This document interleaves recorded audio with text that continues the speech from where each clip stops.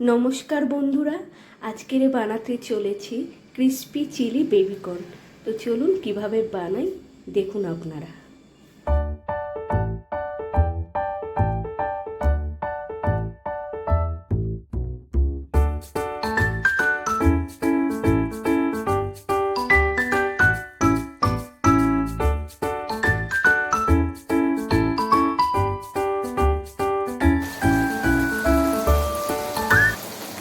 এখানে 3 রকম সস দেওয়া আছে।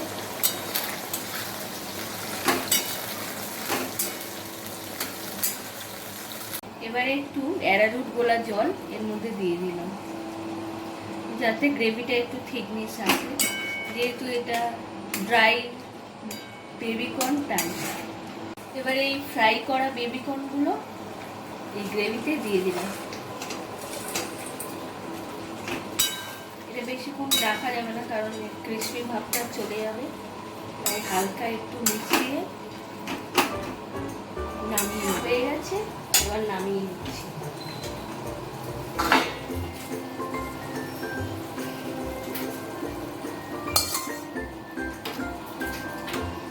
কালারটা দেখেছে কেমন? রেডি আমাদের ক্রিসপি চিলি বেবিকর্ন।